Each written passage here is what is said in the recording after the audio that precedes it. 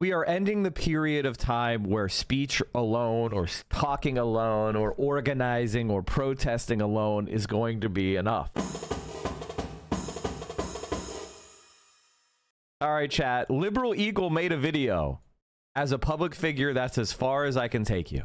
We might actually stop calling him Liberal Eagle if this video is good. If this video is good, I promise to stop calling him Liberal Eagle. If the video sucks, and deport a legal permanent resident because of First Amendment protected speech and protesting. I guess we've now reached the chapter of the authoritarian playbook that involves disappearing political dissidents. The Trump administration, seemingly annoyed by protests against Israel that spread across campuses since October 7th, has loudly threatened to crack down on the universities and their students, even to the point of deporting people on student visas who engage in acts of protest. And protesting, need I remind you, is one of the most protected forms of speech under the First Amendment. And yet this week, the Trump administration seemingly made good on that threat when ICE arrested Palestinian activist and former Columbia grad student Mahmoud Khalil and declared that his student visa was being revoked. But the administration failed to notice or didn't care that Mr. Khalil holds a green card. Yes, that's right. He's actually a legal permanent resident. No matter though, they arrested him anyway and then sent him on a seemingly wild voyage to potentially a legal jurisdiction that will be more friendly to the administration's deportation goals. The administration refused to explain why Mr. Khalil was being held, and for 5 days denied Mr. Khalil his right to talk with his attorney. This turn of events has sparked protests and rang every alarm bell that there is for students, free speech advocates, and everyone who cares about basic civil liberties. And at the time that we're filming this video, Mr. Khalil is still in custody in Louisiana pending deportation. So the question on everyone's mind is, can the government really just revoke permanent residency and deport someone for First Amendment protected speech? Now the situation is fluid, we don't know all the facts, but here's what we know. According to his court filings, on the evening of March 8th, Mahmoud Khalil arrived at his apartment building with his pregnant wife. So one of my big criticisms of Legal Eagle is that he's fundamentally, if you're a lawyer, you're a liberal, because you have this kind of reverence for institutions. You kind of believe in the stuff you're taught, right? And I think for a lot of people, at least for me, when I was in law school, I was like, oh yeah, this is vile. Like the entire time I was in law school, I was just like looking around at people and going like, wait a minute, you think this is good?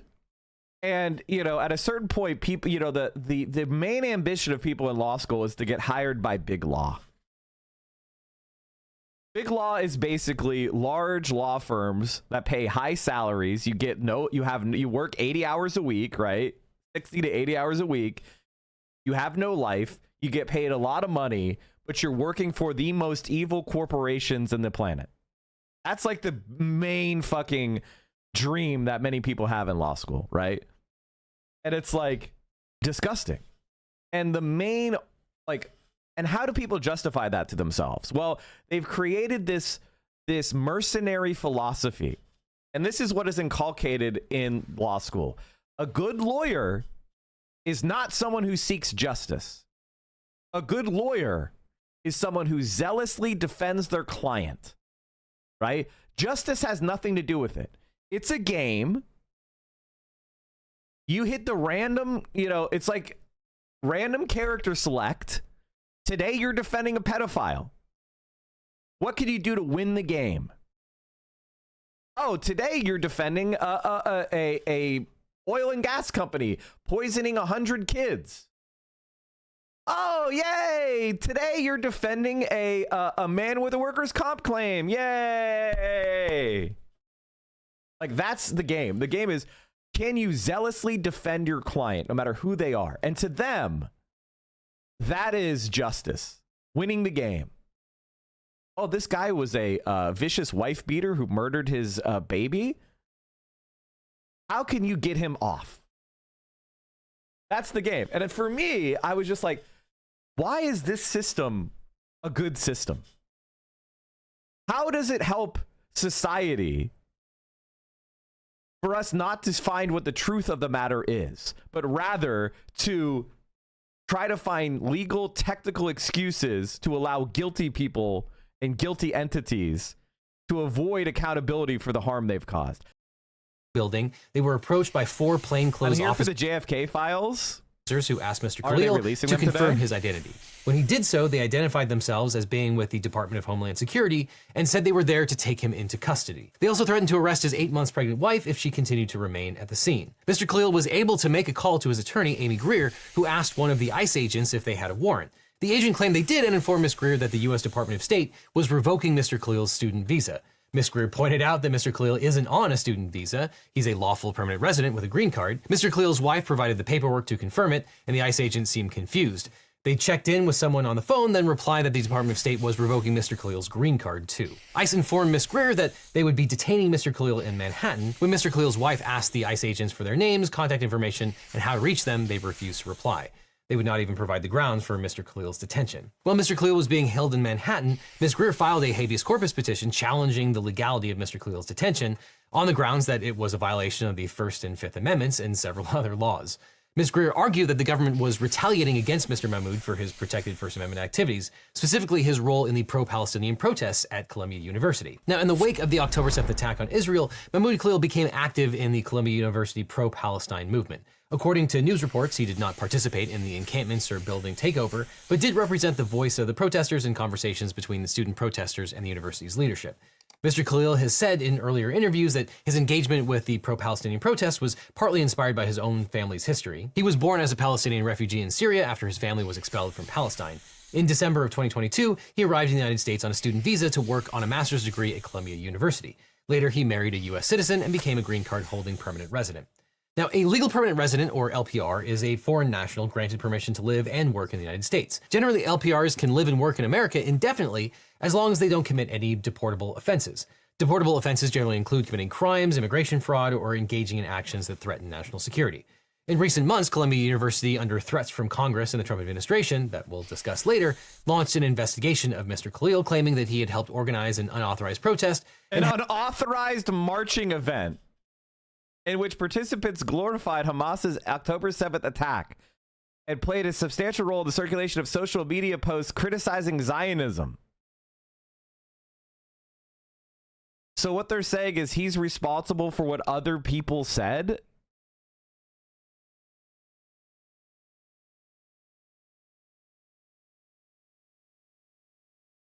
Did I see Michael Moore's post regarding this? No, I didn't.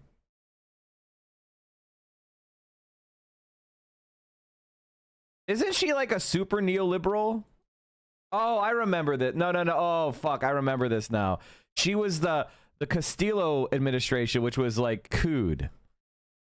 She was like part of the coup.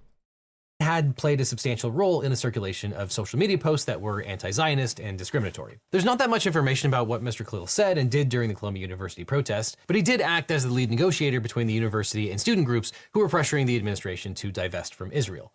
In an interview with CNN in April of 2024, he called for Columbia to divest from companies who supported Israel, and he participated in a sit-in at Barnard College the week before his arrest. So why this one guy out of tens of thousands of protesters? Well, Mr. Khalil had previously given media interviews about the protests and had been visible without a mask during them. But probably more importantly, in the weeks leading up to his arrest, Mr. Khalil became the target of pro-Israel activists online who accused him of supporting Hamas, encouraging students to join a, quote, pro-terror group on campus and being part of a conspiracy to distribute terrorist propaganda. And then a Twitter user demanded that he be deported and tagged Secretary of State Marco Rubio. Now, it doesn't really matter whether we agree or disagree with anything that Mr. Khalil said or is accused of saying.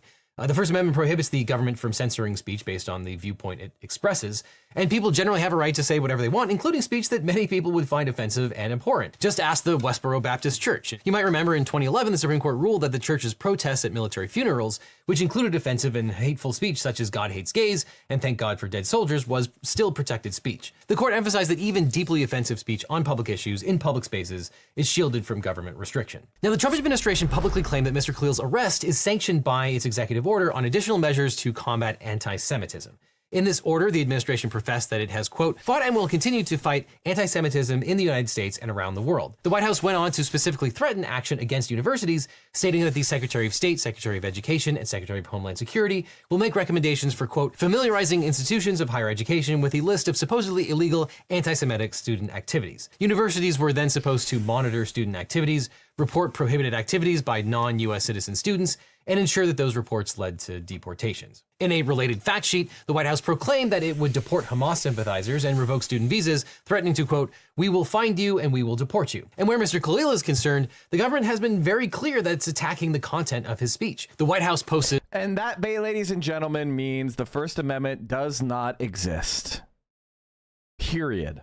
On Twitter about Mr. Khalil's arrest, saying, quote, "Shalom Mahmoud. ICE proudly apprehended and detained Mahmoud Khalil, a radical foreign pro-Hamas student on the campus of Columbia University. This is the first arrest of many to come." And DHS spokesperson Tricia McLaughlin wrote that Mr. Khalil was arrested in keeping with the executive order on anti-Semitism because he, quote, led activities aligned to Hamas, which is such a tell in this case. You know that if they had actual evidence apart from just speech, they absolutely would have included it in that press release. But DHS has not provided any information indicating that Khalil provided physical support to the terrorist group. And Secretary of State Rubio posted a story about Mr. Khalil's arrest, proclaiming that the administration would be revoking the visas and green cards of Hamas supporters so they can be deported. Trump himself posted citing his executive order and stating that his administration will apprehend and deport what he calls terrorist sympathizers on campus, and that he expects every one of America's colleges to comply with the administration's stated goal to do this. Trump accused Mr. Khalil and other Columbia students of being, quote, pro-terrorist, anti-Semitic, and anti-American. On March 13th, students, including Mr. Khalil and advocates with the Council on American Islamic Relations, struck back against Congress's demands and Columbia's complicitness, filing a lawsuit to stop the university from sharing any more student information with Congress. In their lawsuit, the students argued that sharing student information with Congress would be a violation of the First Amendment, student privacy laws, and the university's contractual obligations to its students. The plaintiffs urged the court to issue an injunction against further information sharing, stating, quote, "This nation is seeing a new wave of repression by this Congress and this new administration that pose a great threat to the First Amendment, akin to the threat that McCarthyism and the broad overreach of the role of the House Un-American Activities Committee posed 50 years ago." That threat became even more real when the Trump administration attempted to familiarize Columbia University with its obligations under Trump's executive order on combating anti-Semitism by canceling $400 million in grants to the university, ostensibly because the school had failed to quell anti-Semitism on campus. And then the Trump Department of Education, led by the highly qualified educator Linda McMahon, threatened to lay the smackdown on 60 universities for supposedly anti-Semitism claims. Thank you. So it seems that the Trump administration is penalizing both students and universities for the content of their speech. Now, if the government is punishing you for First Amendment protected speech, you're going to want a great lawyer. The government will rely on a same provision is know that someone thousands call the phone number on free consultation. You need the Eagle team. So you might be wondering, man, the lawyer, you guys are really going to stop Trump. At this point if the government can just spirit someone thousands of miles away from their home to revoke their green card. And like many things this administration has gotten up to in its first 2 months, the answer is no, that's probably not legal, but the Trump administration is going to try and do it anyway. Now, there are many different ways to obtain a green card, including winning the visa lottery, having a U.S. citizen parent or close family member sponsor you, or marrying a U.S. citizen. And generally, green card holders are permitted to stay in the U.S. permanently, but there are some circumstances where they can be removed. Now, the government has yet to file legal documents identifying the grounds for Khalil's deportation, but we know they're probably not relying on the terrorism-related provisions. Instead, Secretary Rubio's comments suggest the government will rely on a more obscure and vague provision in the Immigration and Nationality Act, 8 U.S.C. 1227. Now that statute states, quote, "An alien whose presence or activities in the United States the Secretary of State has reasonable ground to believe would have potentially serious adverse foreign policy consequences for the United States is deportable." Now, under that same provision, though, an immigrant cannot be excluded based on beliefs, statements, or associations that would be lawful within the United States unless the Secretary of State personally determines that the immigrant's admission would, quote, "compromise a compelling United States foreign policy interest." Now, Secretary Rubio seems to have made that determination under what due process we have no idea, and of which we are very skeptical, and that would seem to give the government a lawful, though potentially not constitutional basis for Khalil's removal. The government may try to simply characterize Mr. Khalil's behavior as criminal. The government hasn't identified any particular behavior as criminal, and obviously speech alone is not criminal under almost all circumstances. But under the INA, an alien is deportable if they have been convicted of a crime involving moral turpitude or a felony. However, under 8 U.S.C. section 1182, Rubio is required to notify Congress about his determination. We don't know if Rubio has done this yet, and based on his comments, it seems that Rubio might be compiling a list of green card holders to give to Congress. But Khalil is likely to challenge the constitutionality of Section 1227. Others have challenged this provision for being constitutionally overbroad. In one of the few cases dealing with the constitutionality of this provision, a case called Massou versus Reno, the judge, and I kid you not, the judge was Marianne Trump Barry, President Trump's older sister. The judge issued a blistering rebuke of the provision, stating that, quote, the statute represents a breathtaking departure both from well-established legal precedent, which commands deportation based on adjudications of defined impermissible conduct by the alien in the United States, and from well-established precedent with respect to extradition, which commands extradition based on adjudications of probable cause to believe that the alien has engaged in defined impermissible conduct elsewhere. Massou was a Mexican national who legally resided in the United States, and Mexico sought to extradite him for convoluted reasons that Judge Trump Barry described as truly Kafkaesque. She addressed the central question, which is whether the language of Section 1227 actually contains a recognizable legal standard. Could a green card holder look at the statute and figure out what conduct is deportable? Because all it says is the Secretary of State must conclude that the immigrant's presence would have, quote, potentially serious adverse foreign policy consequences for the United States. So Judge Barry wrote, quote, while there may be a common understanding in a definitional sense of what foreign policy is, no one outside the Department of State, and perhaps the president, ever knows what our nation's frequent covert foreign policy is at any given time. Thus, there is no conceivable way that an alien could know ex ante how to conform his or her activities to the requirements of the law. And that in the essence of why Donald Trump is a fascist, and why Marco Rubio is a fascist, and why we are already, this is crossing the Rubicon. This is the moment. What are you going to do about it? We are ending the period of time where speech alone, or talking alone, or organizing or protesting alone is going to be enough. I don't know what that means.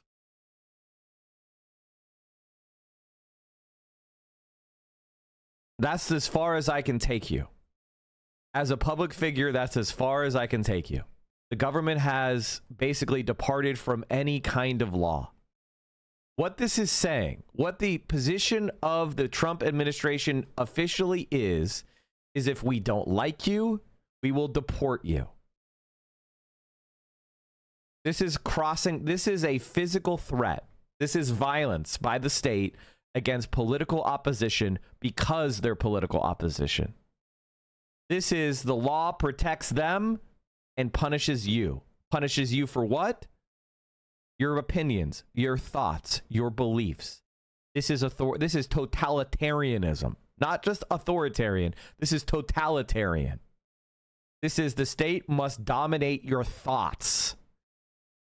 Of course, it is even less likely that an alien could know that his or her mere presence here would or could cause adverse foreign policy consequences when our foreign policy is unpublished, ever-changing, and often highly confidential. And the judge held that that statute is unconstitutionally vague and that it violated the Fifth Amendment right to due process. And as the judge ruled, all Massou did was criticize the Mexican government, which had no conceivable impact on U.S. foreign policy. However, the government appealed, claiming that the plaintiff had failed to exhaust his administrative remedies. The appeals court agreed, and then in an opinion written by, I kid you not, then Judge Samuel Alito, stated that it would not adjudicate the constitutional merits because Mr. Massou had to first go through the administrative process. And now the constitutionality of this provision has not been considered since. So it's likely that Khalil could challenge the statute on free speech grounds.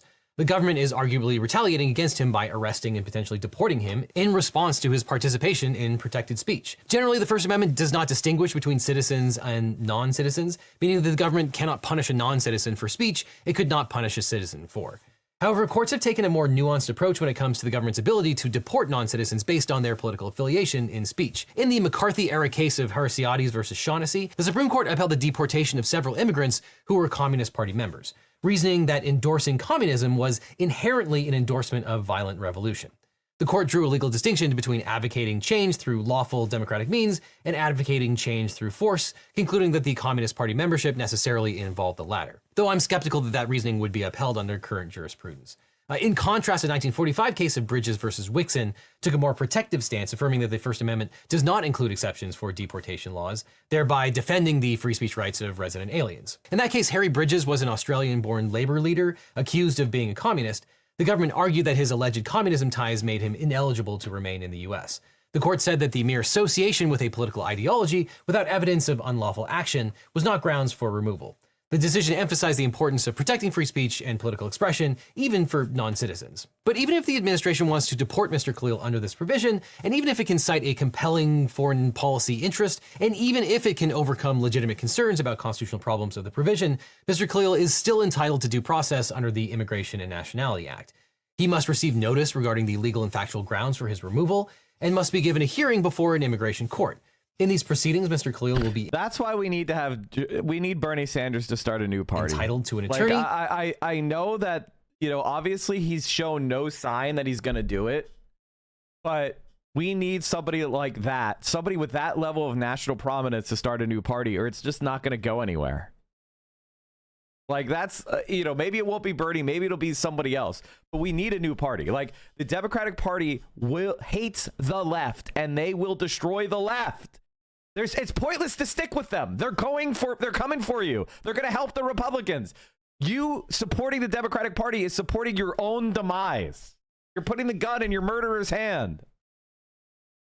Must be permitted to see and refute the evidence against him, and must be allowed to cross-examine witnesses and make his case. The government will then have to prove by clear and convincing evidence that there are legal grounds to deport him. Though generally it is permissible for the government to detain an immigrant while their removal is pending. Now, Mr. Khalil's attorney, Amy Greer, immediately petitioned for a writ of habeas corpus in the Southern District of New York, where Mr. Khalil was being held. A habeas petition is a procedure under which the federal court can review the legality of a person's incarceration. It means literally you have to produce the body. And it allows a court to order the law enforcement authorities bring the incarcerated person before the court and explain the basis for their detention. This was the framers' main tool to prevent being arrested without any explanation and being held without trial or formal charges being filed. So in his motion for a writ of habeas corpus, Mr. Khalil, the plaintiff, argued that his detention is unlawful because it's a violation of his First and Fifth Amendments. Because it's a violation of his First and Fifth Amendment rights, the Immigration and Nationality Act, and the Administrative Procedure Act. The motion focused primarily on his First Amendment claims, arguing that Mr. Khalil was being detained and potentially deported in retaliation for his First Amendment protected speech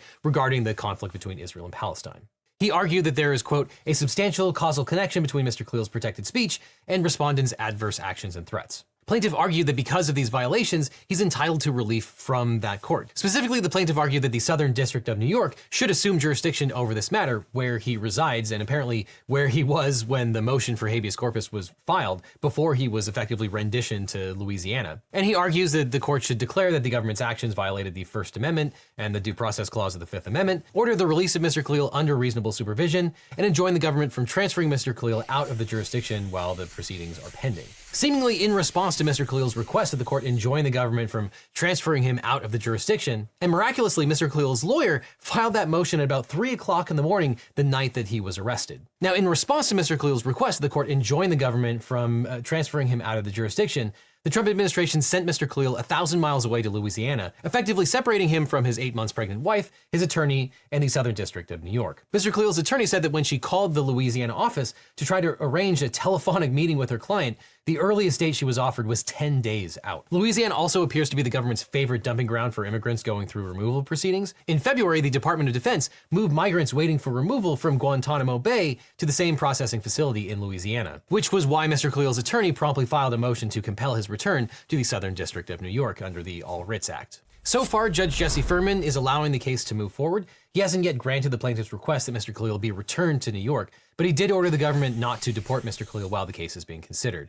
In a joint letter filed on March 11th, the parties asked for further briefing on the issue. Unsurprisingly, the government is using Mr. Khalil's detainment in New Jersey. No party is going to be our panacea, our salvation. Without an international revolutionary party, we cannot do anything, and that party already exists, so get organized. I mean, the problem that you have is that you just don't understand how people think.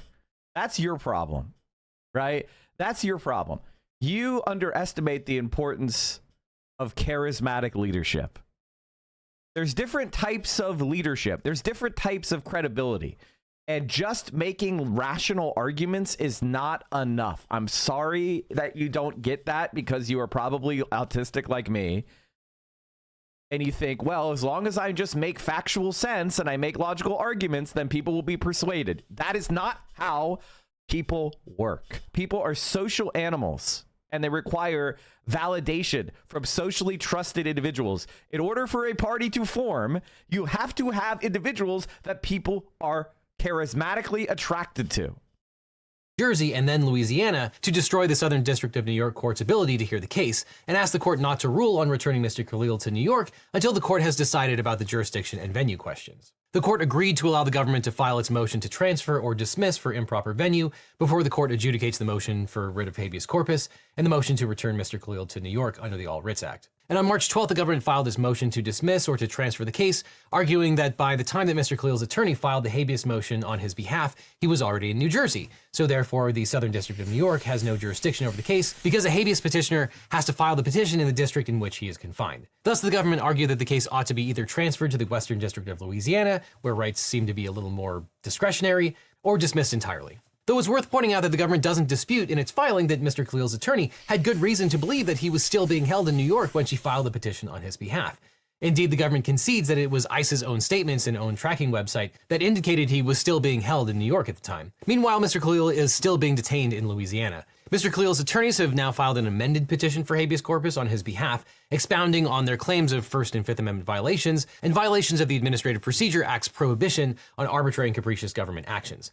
Plaintiff's amended petition lays out a comprehensive list of Trump administration statements that illustrate a clear intent to chill legitimate free speech with a policy of deportation under the obscure and vague foreign policy provision of the Immigration and Nationality Act. Likely because of the court's prior order, Mr. Khalil's attorney was finally able to reach him to discuss the deplorable conditions of his detainment, which, as described in plaintiff's filings, include being shackled as he was whisked across jurisdictions, being denied necessary daily doctor-prescribed medication, and being housed in a, quote, bunker without a pillow or blanket. It also appears that Mr. Khalil might have been taken back to New York after he was taken to New Jersey, which would negate a lot of the jurisdiction arguments, but we'll see. But in light of the unlawfulness and harsh conditions of Mr. Khalil's detention, his attorneys have asked for him to be released on bail pending the adjudication of his immigration status.